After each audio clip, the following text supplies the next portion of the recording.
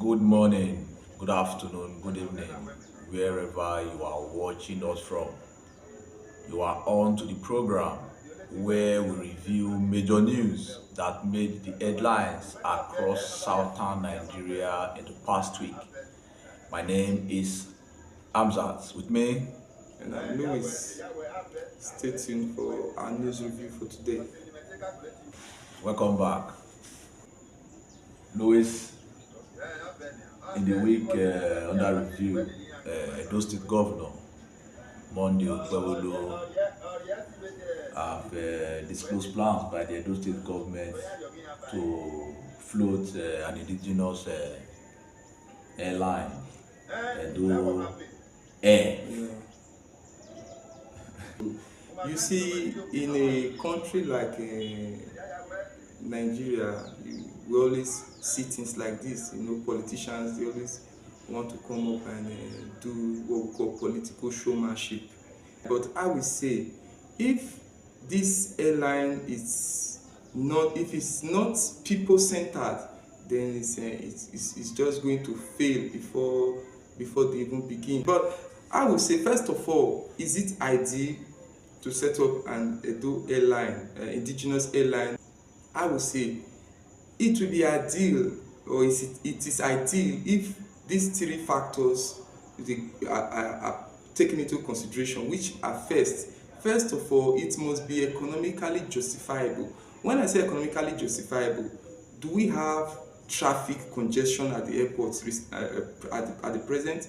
If presently we are having traffic congestion, people are saying, okay, the Benin airport is no longer helping with the congestion in terms of traffic in terms of traveling, and Yes. there's too much congestion. Okay, I will say fine, maybe we might say it is ideal. And again, we will ask ourselves, are we having cargo demands? Now when we talk about cargo demand, people from Benin trying to take their products to other states or to other parts of the world, is that what we are having now? If we are having all of this, if these factors are what the government have seen, or rather what they've looked at before trying to look at the Benin, the Edo and indigenous airline, fine, it's okay. And again, we also have to look at another factor, which is we must ensure that as the government, they want to embark on this kind of a project, they must ensure that there's no diversion of funds. When I mean diversion of, because presently the government are looking into infrastructure. I hope that of the infrastructure they're looking at, they tend to do, they're talking about rural roads, talking about building of schools, bridges and all of that. Fine. If they are doing this already and they've already have this earmarked in the budget, is it that when this airport, when this indigenous airline comes in, are we going to be taking from these funds that are supposed to be used for development in the state? Are we going to concentrate it on the airline?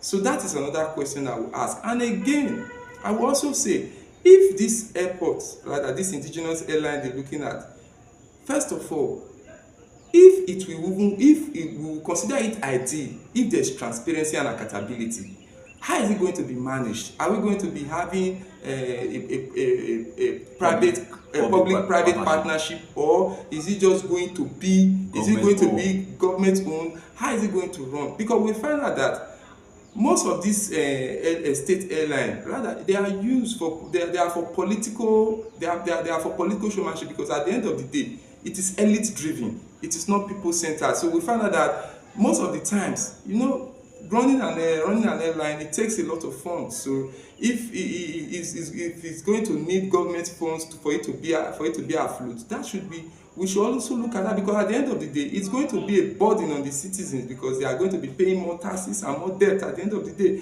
So I believe at this time we should look at for people-centered projects. So how is it going to impact on the lives of the people? Are we going to be paying lower fares for traveling using the airline? Is it going to reduce the cost of transportation? So how is this going to be of benefit to the common masses? Because I've looked at it holistically. I'm trying to understand how it's going to benefit the common man, but I'm still yet to understand. So I will say, if the government, if they've not taken this into consideration, they've not looked at who is going to be affected. I understand that at the end of the day, we are going to be having it's going to bring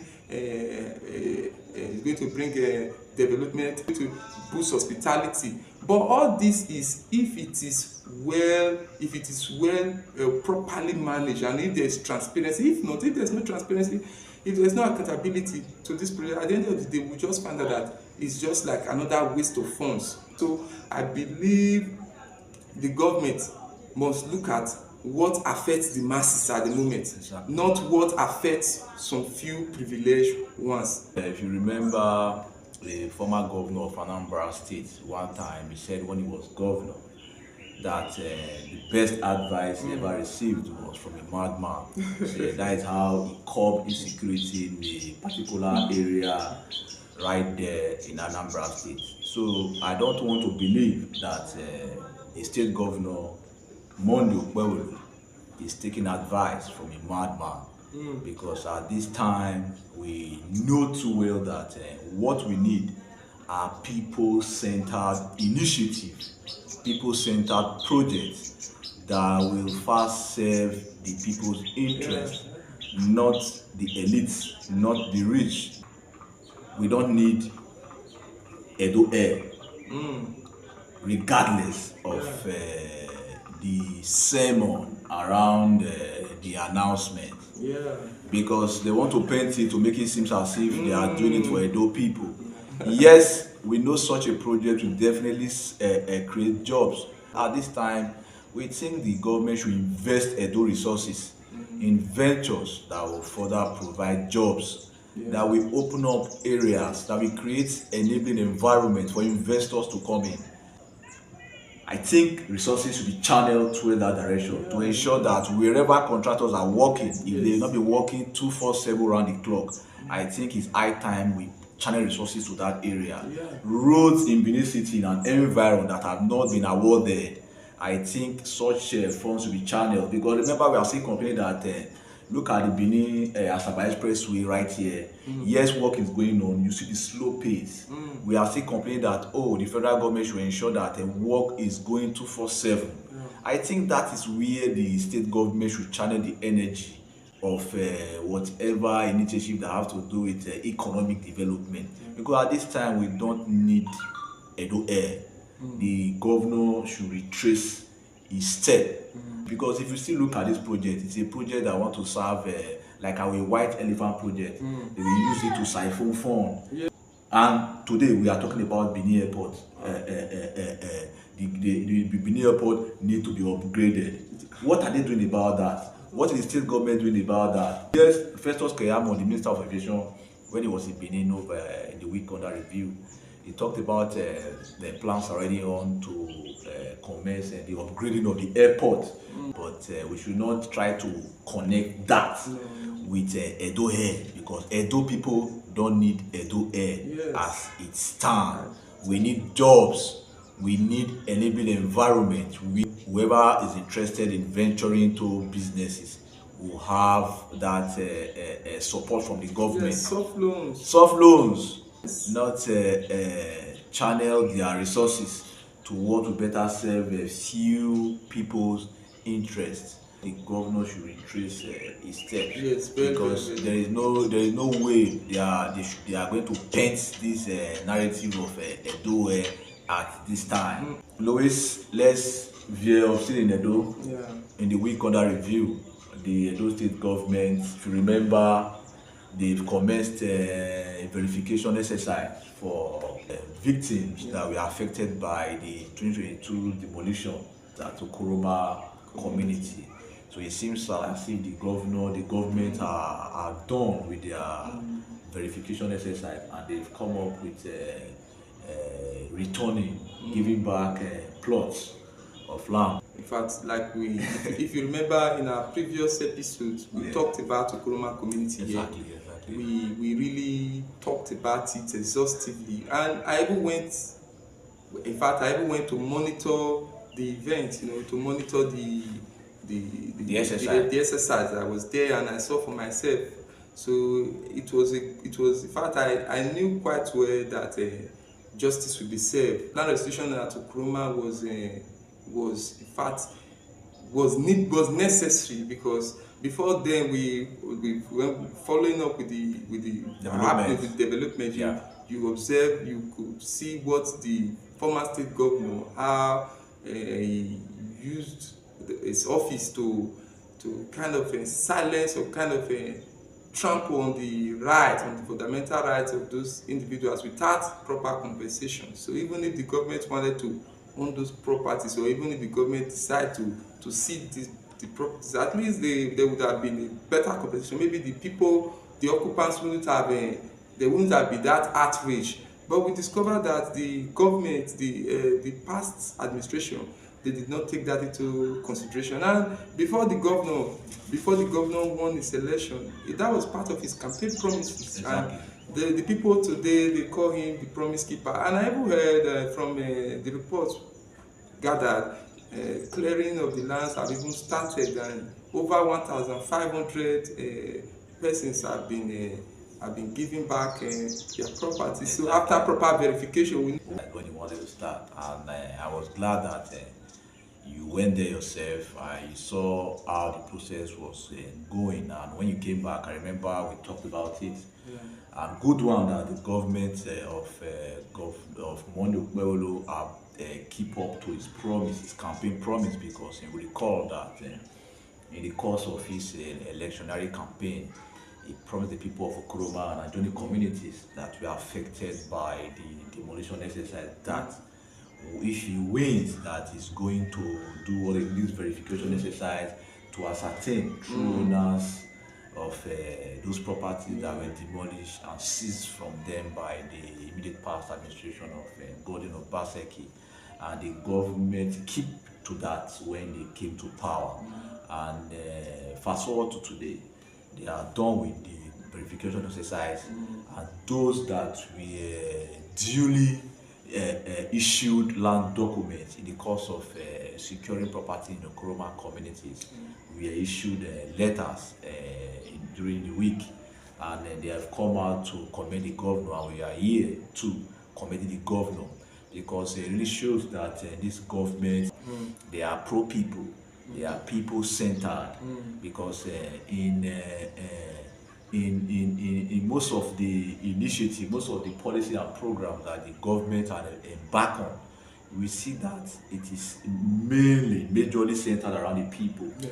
Like we highlighted in the course of our Edo Air review. If you remember, we talked about opening up communities, because we've never seen that before. Yeah. We've not seen a governor of Edo State go to the rural areas to open up communities, to build roads.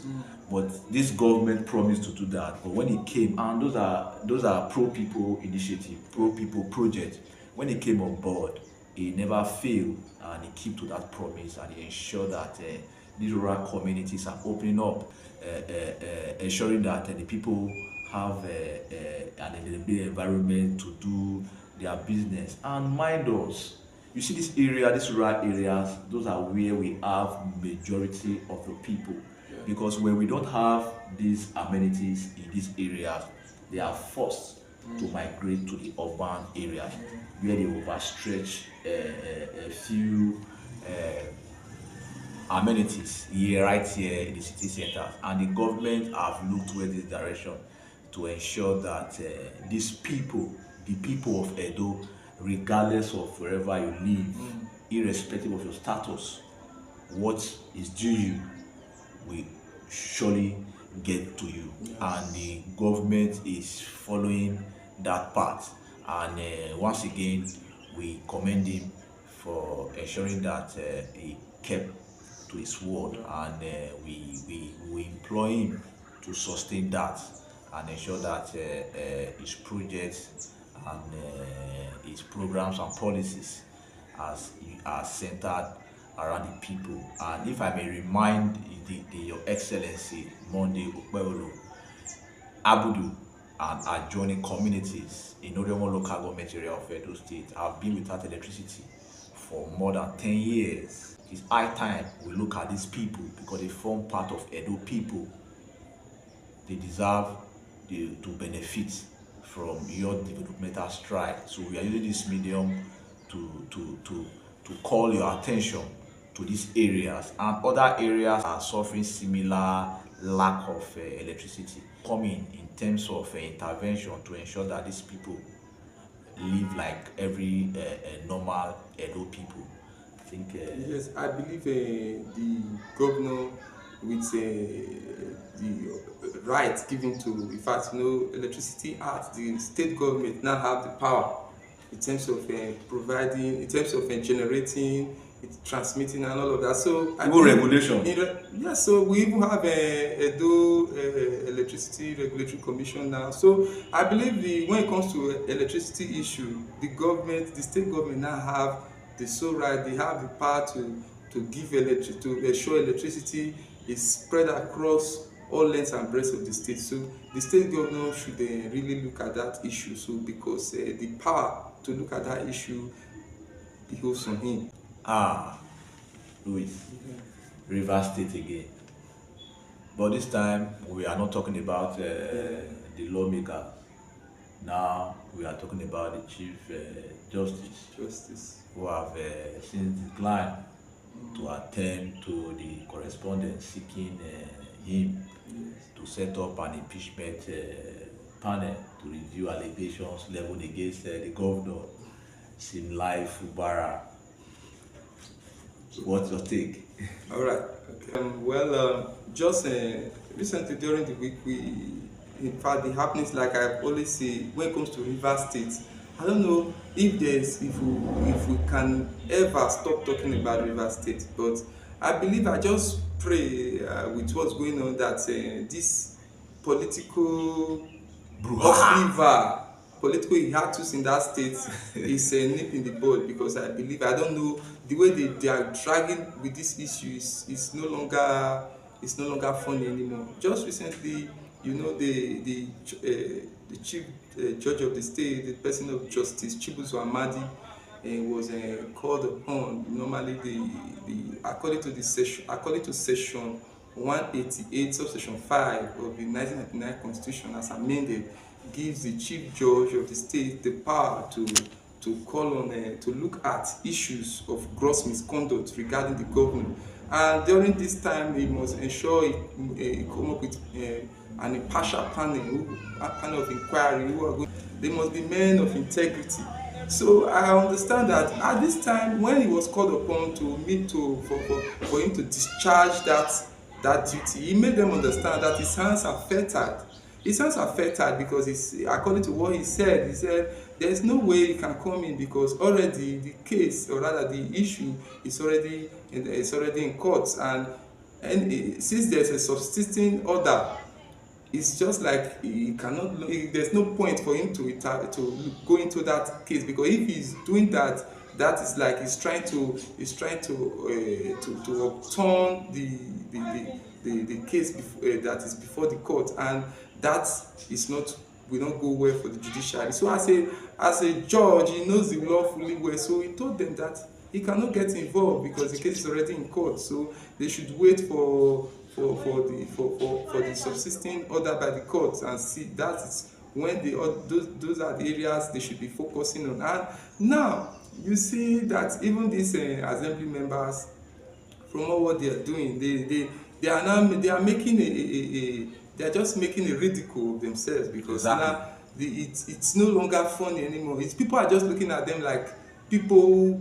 In fact, everyone knows now that all they are doing, is just gearing towards political vendetta. So they're just trying to use the governor as a bargain for their selfish interest. It's obvious now that what they are after is not even a bad gross misconduct. It's a bad personal interest. If they were serious about all of this, about this gross misconduct, I believe they would have looked at the area of the judiciary before going up and down talking about the impeachment. They would have considered that option, but instead they did not do that. Rather, they were trying to use their powers. They were trying to use their powers arbitrarily. They were trying to use their power to corner, or rather to boss the governor. But as it stands now, the judge have just said, there's nothing you can do, it's ansa-feta, so they will have to wait for the subsisting court order before any other thing. So I would say it's time these people just go and settle their issues. Political solutions is the best solution to this problem, not these ones they are doing, because all what they are doing, I would say they are making mockery and jest of the Rivers State House of Assembly. So I believe at this time they should see how they can resolve these issues within themselves amicably.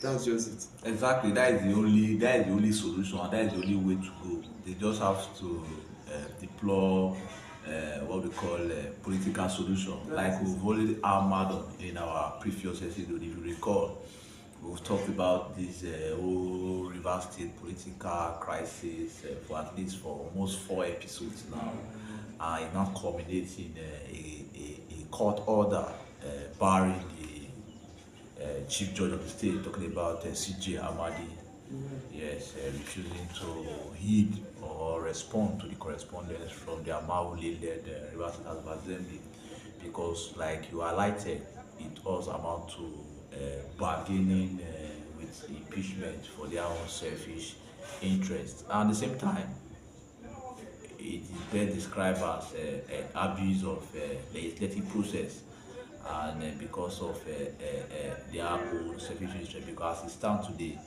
they are no more talking about the people of River State. They are just after themselves, how they can just remove Fubara and his deputy, so that the speaker, Martin Amaole, can become the acting governor of the state.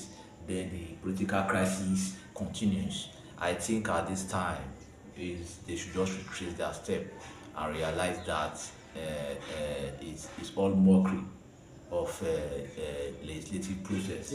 Because this whole crisis, it is the people of River State that are suffering the brunt, because there is no two ways about it. There's no way you can describe this, because governance is at a very slow pace, because you cannot be telling me in River State governance is moving on smoothly because of what we are seeing or hearing or in the media. It's just all about saving face. And I believe that deep down in the minds of these dishonorable members of the River State House of Assembly, they know that what they are doing is not in the interest of River State people. What they are doing is for their own selfish interest. So I think they should rethink and put the people first, because without the people's mandate, without the people's support, we don't think they will be where they are today. I think in paying back the people, they should go back to the people and serve the people according to what the Constitution of the Federal Republic of Nigeria say. Just during the week, the recent developments in the southeast, to be precise, Anambra State, to be more precise, the governor, Professor Charles Chukwuma Soludo, after the state executive meeting, made it clear that sit-at-home Mondays should be discarded. So, what's your take? Wow, I said that announcement, in fact, came at the right time, because it has resulted to the crippling the crippling of socio-economic activities, including political activities, right there in the southeast region, not just Anambra State, and that have affected education, schools, because that on Mondays, not just schools, not just education, other businesses, other activities, they they like the word sit at home. They always sit at home. They don't come out. They are called unknown gunmen that are affiliated to this prescribed IPOP group that usually try to enforce this sit at home, and these are resulted to the destruction of lives and properties. And we know how much have been lost since the sit at home started right there in 2021. following the arrest and detention of the leader of the group, Nnamdi Kanu. And since then, people have obeyed for fear of being attacked, and that have especially affected education, which the current governor of Anambra State have come to realize that we must stop this. Hence, he issued an executive order that any teacher who refuse, not just teacher, any educational staff, education that have to do with schools that refuse to report to duty, we have their salary slashed by 20%, or it may result to a total fulfillment of their salaries if they refuse to obey the executive order that is mandating all educational public servants to report at their duty post henceforth from on Monday, talking about tomorrow. And I think, like I said before, it came at the right time, and we should not end there. The government led by Chukwuma Soludo should ensure the security of lives of these persons, not just the teachers or the educational staffs, but the residents of the state, so that if they see that the schools are open every Monday, I think other businesses will follow suit. I think people will, because we come to believe in the government, that this government is truly out to protect our interests, is truly out to protect our lives and properties against these criminals who are hiding under the guise of secessionist struggle. So we believe that this announcement by the Anambra State government have come at the right time, because you cannot be receiving salary while you are not working, because on Monday it's supposed to be a working day. Like I said, the government should ensure that they secure not just this educational staff, but also the residents of Anambra State, irrespective of where they reside in the state, so that they can still have confidence that, oh, this state is secure. We can come outside to go to our school. We can come outside to do our business without fear of any attack.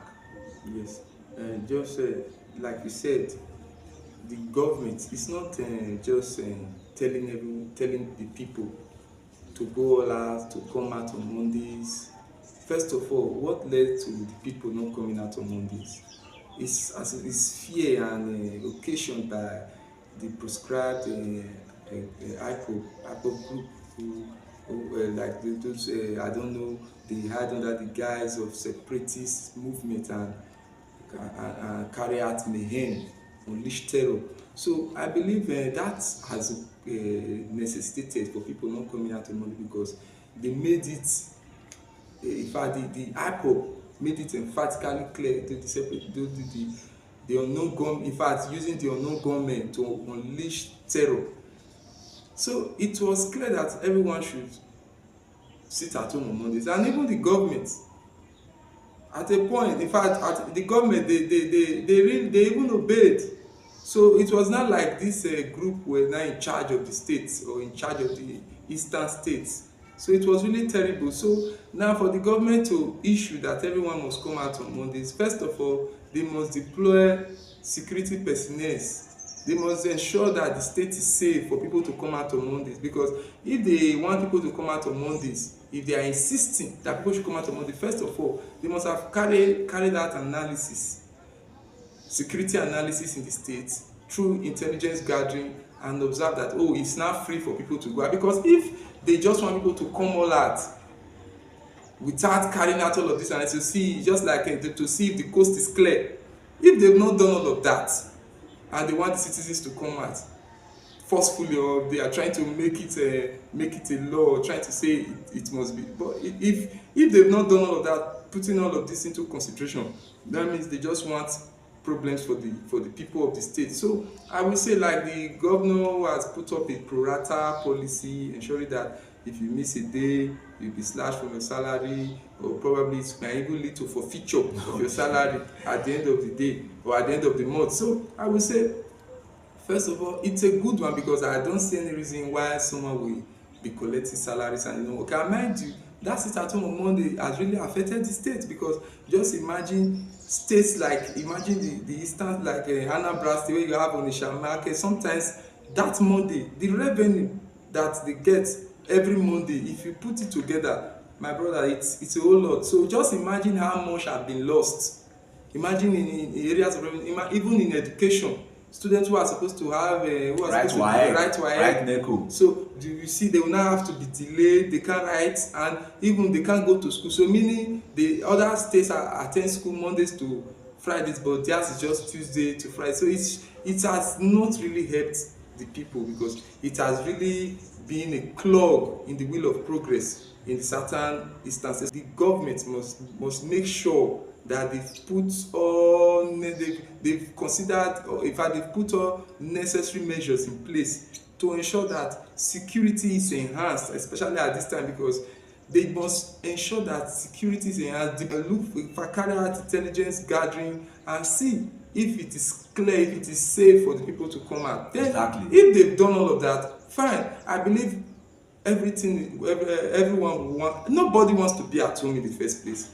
There's nobody who wants to be at home. Everyone wants to come out to go look for his or her daily bread. So sitting down at home, it's not what one will even want. So it's the reason, there's a reason for that. So the government should look at for how they can check that problem and see that the fault is not from the side of the government, but rather it's not, the fault will not be on the side of the people, because they cannot say everything is in place. Security wise, we've been able to look at secure the state. So if you are not coming out now, it means you don't want to go to work. So therefore we will enforce this policy, but not when everything is not set yet for people to come out. So I believe if that is done, people will go out to work. So everyone wants to work. So sitting at home is the best.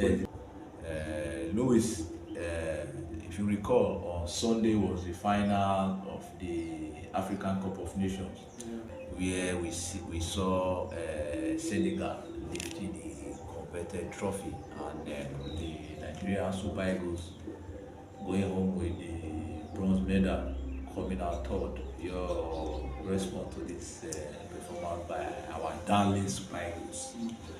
Well, of a truth, if you could still remember, before the Nations Cup started, we talked about the Nations Cup. We talked about the Nigerian national team, that the Super Eagles. We talked about how they performed during the World Cup qualifiers, and I could still remember I said that I am not expecting too much from them because of how they performed at the qualifier, because I was still angry, because as a football fan, as a football fan, I was still angry, and I told myself, I'm not going to, when it comes to the Nations Cup, I'm not going to watch the Super Eagles play. So, but you said something that the Super Eagles still have all it takes, so they should bring the cup home. But I was not in support of that, because I believe they can't, due to how they performed.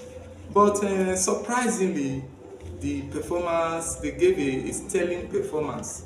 In fact, I never believed they could do that. They played like never before. So it showed that Eric Chell, the Super Eagles manager, has really upped his game, and he really, in fact, I don't know where how the transformation came about. I saw players who played for passion. In fact, they were passionate. Looking at the likes of Lookman, Osimhen, Iwobi, all these guys, they put up a great performance, and I was really glad. I was really excited. Though we lost at the semi-final to the host nation, not just to anybody, to a host nation who saw the cup as their right. They fought for it. And mind you, Morocco is one of the best in Africa. So exactly. You remember at the World Cup, how they defeated Portugal. Portugal. So they really put up great performance at the World Cup. So before the match started, I said to myself, Nigeria beating Morocco is not going to be easy. But surprisingly, we played our best and we lost at the penalties. Though a lot of persons were unhappy with the penalties. But aside that, we saw after the Nations Cup, tribal bigotry taking over the airspace, taking over our social media handles. In fact, Yeah. our social media space, a whole lot of persons were using tribal laws, like trying to like say Igbos are the ones, two Igbos, they miss penalty. They were trying to. I was like, no, we shouldn't say all of that, because at this point it's not necessary. Because I believe those guys, they've been playing for the Super Eagles for a very long time. When they play, they don't see themselves as Igbos, they don't see themselves as Yoruba, they don't see themselves as Hausa, they see themselves as Nigerians. Yeah. And I believe that is what every Nigerian is supposed to be looking at this point in time. Irrespective of our tribal differences, irrespective of our ethnic differences, we should see ourselves as one, especially when it comes to something global that is putting Nigeria in the spotlight. So away from that, surprisingly, at the third round, at the bronze Third place match. the third place match, we saw what happened. Same people were talking about the Yorubas, Hausas, they were lashing at some Yorubas and Hausa who were lashing at the Igbos, saying they were the one who caused our failure. But surprisingly, it's not clear to them that it's all about Nigeria. It's not about tribe. It's not all about tribe. Look at what happened in the Nations Cup, in the third place match. The first person who missed the penalty was a Yoruba. So what are we not going to say? Just a few days ago, we talked about the Igbos. They were using using all kinds of hate statements. But now a Yoruba missed. So it means that when they are on that jersey, they don't represent any tribe. They represent Nigeria. And Exactly. what happened? Who saved the day? The Igbo Igbo man saved the day. Yes, by saving two penalties from the best penalty takers in the world. From one of the best penalty takers in the world, Mohamed Salah, who hardly missed, and Omar Mamouche. So you see that it's not all about tribe. So we should shove aside tribal sentiment, and when it comes to anything that puts Nigeria in the spotlight, we should see ourselves as one. So I believe that is a big lesson that was learned in this tournament. So it's a lesson for Nigerians to understand that Nigeria, we are one indivisible entity, irrespective of ethnic differences. So I believe by now everyone have seen for themselves what it is, or rather what the game is all about. So it's not about your tribe, it's about Nigeria. Exactly, because we don't have any other country than this country called Nigeria. Anything we want to do, we should ensure that it is not against its interests, because what makes Nigeria great is the people, because we are great people, because this whole tribal law talking about this tribe missed penalty, I think it's all boiled down to ignorance. It boils down to illiteracy. It boils down to unawareness. Besides, the Super Eagles have shown that we are Nigerians. We are not Yoruba. We are not Igbo. We are not Hausa. That is what they just proved right there in Morocco. And let's not forget, in our analysis going into the tournament, I talked about the Super Eagles don't have any other choice other than to bring the trophy home. That's what they wanted. Yes, but we know that bronze is good, silver is better, but gold still remains the best. But that will not take the performance away from our Super Eagles, because like you highlighted, the coach Eruche, he upped his game after the qualifiers that saw us not qualify for the World Cup, because after that match against DR Congo, many Nigerians lost hope in the Super Eagles. They never believed anything will ever come out of this team, even going to the Nations Cup. So we were believing that if they could win the Nations Cup, I think they can heal all our pains, all our wounds as a result of not qualifying for the World Cup. But their performance right there in Morocco shows that that's the team that's supposed to qualify for the World Cup. That is the World Cup team. It shows that we now have a well-compatible tactical team going forward. Because if you look at the matches we play all through the tournament, none we fumbled really show that we've improved over time after not qualifying for the World Cup. I think we'll still give it to the coach, and we have seen that in the play of the Super Eagles. So far, so good. I think we should not put in the front burner what divides us as a people. We should promote and put in the front burner what further unite us, which ball play a big role. So when we are talking about Super Eagles, I think we should be more or less happy as Nigerians because of what they brought to us in terms of success. So if they still fail, we feel the pain together, not going as far as trying to tear the country apart, because we believe that my tribe is superior, the tribe is inferior. I think that is not what we need at this time. We need a united Nigeria. If you remember the president celebrating the Super Eagles, describing the bronze like trophy, it shows that Nigerians are happy, irrespective of the third place position, because we've not seen that kind of display, that kind of team spirit, regardless of one or two little shortcomings of individual players. So we'll say that Nigerians should support Super Eagles and not disunite along ethnic lines. However, we should celebrate our team because that bronze further shows that we still remain top when it comes to African football. Okay, that's all we have for our major news review.